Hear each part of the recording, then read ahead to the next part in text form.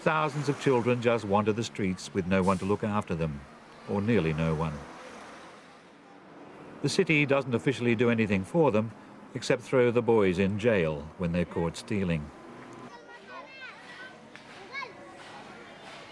But there is a Christian mission that tries to help.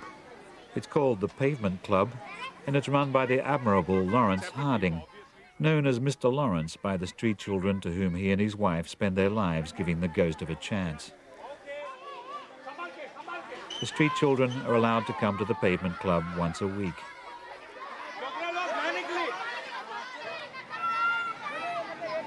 Mr. Lawrence works on the principle that if he doesn't catch the children before the age of 12, they'll be goners. Unless they can be convinced early that a clean nose pays, the boys are headed for a life of vagrancy, crime, and no hope. As for the girls, unless they can be talked out of it, they're heading for a brief career of cashing in on their bodies, but they won't be keeping much of the cash. There are men waiting to protect them in all the worst ways. Inside the church hall, the school is run by Mrs. Lawrence, whose teaching equipment consists mainly of a blackboard and a few slates. Not even the brightest pupils are going to make up in a few scattered hours what the children of the well-off take years to learn.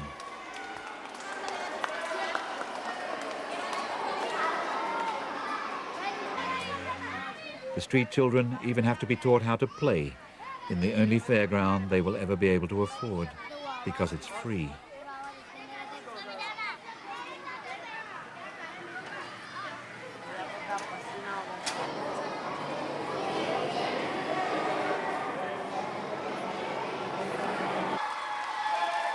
Mr. Lawrence stages a compulsory cheering session meant to help them let off steam. It's a tribute to the energy of the street children that they have any steam to let off. The climax of the day is the only square meal most of the children will eat all week. Every other day they'll take what they can get from the garbage bins outside the restaurants and tourist hotels. This is their day off from real life.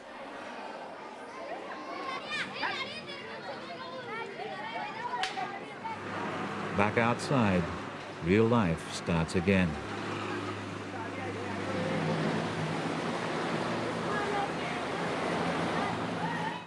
Around the triumphal gateway of India, that used to be the first thing Western visitors to Bombay saw when they sailed in, you can see what the real life of the street children looks like.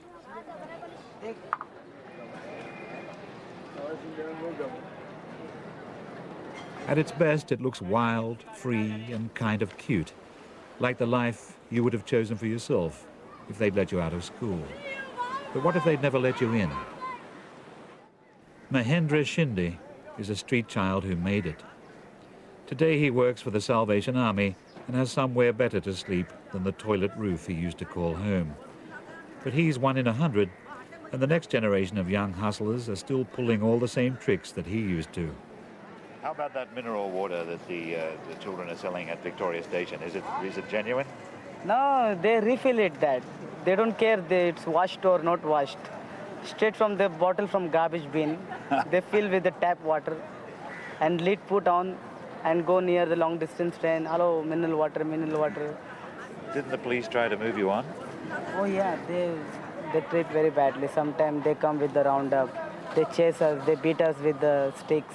Sometimes whips, and they put us in the van and takes to the local jail. Did you ever go to jail?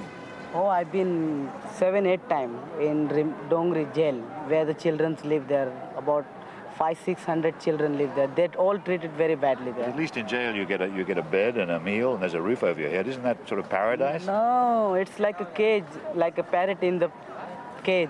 How did you move up from being a street child with nothing to a man with a good job? I used to make shoe shine here, no? That time, one Englishman used to come here and used to shine his shoes. Not only me, but he had another shoe shine boys also. He used to give chance at the time at one boy to shine his shoes. So he used to give us 10 rupees at one polish. That time, maybe 10, 12 years ago. And some of the boy, he put them in the school. and some boy he managed to get them job. So what about the boys you grew up with on the streets? What are they doing now? Some of doing very well, some of finishing with the drug. Most of them died also. Yeah, my very dear friends have died. What kind of drugs?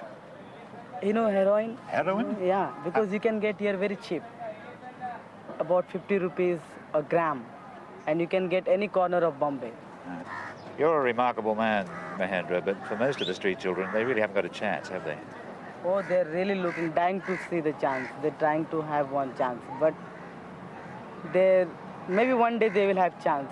And if they get chance, they immediately will change their life, I think. Mahendra will get ahead in the new economy. He's exceptional. The new economy is for the exceptional. The stock exchange is jumping with mathematicians on the make.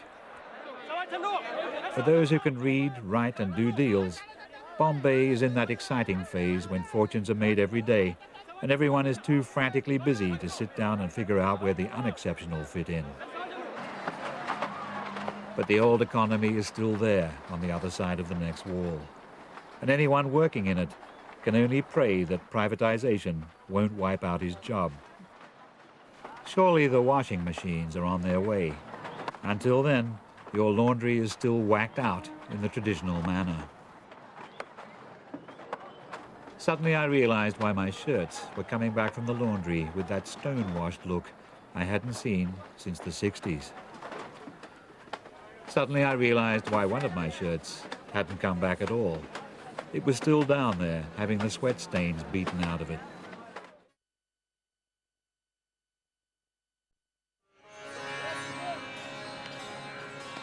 Even with a couple of new movies to watch each week, being anything except rich would make life in Bombay too tough to contemplate if it wasn't for the open-air entertainment. Cricket came to India as the rich man's game, but the poor couldn't be kept off the grass. At Azad Park on a Sunday, there are a dozen matches going on simultaneously at all times, and it isn't uncommon for a fielder to spend an enjoyable afternoon participating in 2 matches at once. Anyone is allowed to play. It was correctly assumed from my lithe physique that I was a visiting Australian fast bowler, and I didn't disappoint them. After touching up the ball with a nutmeg grater in the good old sporting way, I sent down a screamer. The guy who thought he had hit me for 6 was caught for a duck by silly mid-off 2 matches to the south.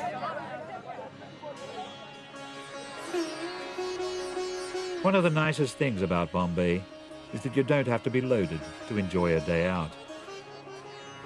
While the rich playboys roam the globe, ramming their powerboats into the wharf and crashing their private jets, everybody else goes down to Chowpatty Beach to see what's happening.